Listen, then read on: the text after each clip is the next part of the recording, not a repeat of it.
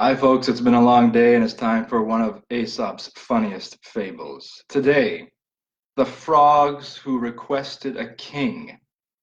The frogs were just sitting around in the bog, doing nothing because they were so free at life that they just sat there. Pretty soon, though, it got to them. Oh, this is boring. We're tired of governing ourselves.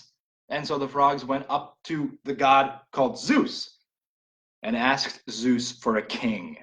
Zeus was in a pretty good mood that day, and he said, "Oh, you want a king? All right." And sent down a log. Sploosh! Into the bog it went, and the frogs, they hid.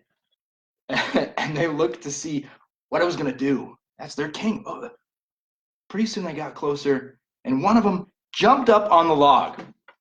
And the other ones in the back said, "Oh, come on, this isn't a king. We want a real king.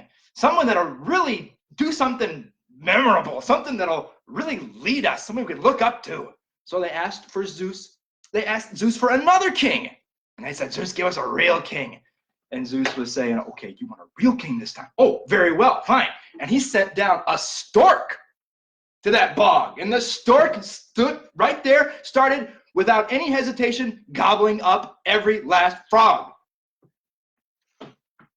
And so what's this fable all about?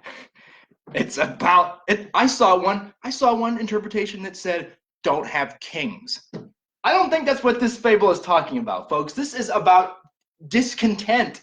This is about the idea that, well, we want someone to really lead us and someone, by the way, to entertain us at the same time. You're going to get what you deserve. If you reject what God gives you in the first place, it's going to get worse because God always gives you what is best until you reject it.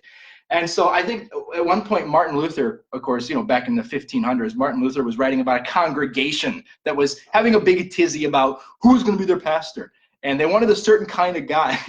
And he finally says, he wrote in the letter, "I'm happy to report that the saints at Bingen or whatever, the frogs of Bingen have acquired a stork." And that's what happens, isn't it, folks?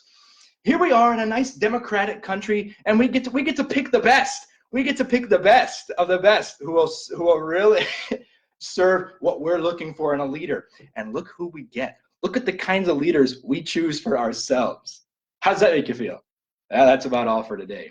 One of Aesop's funniest fables. See you next time.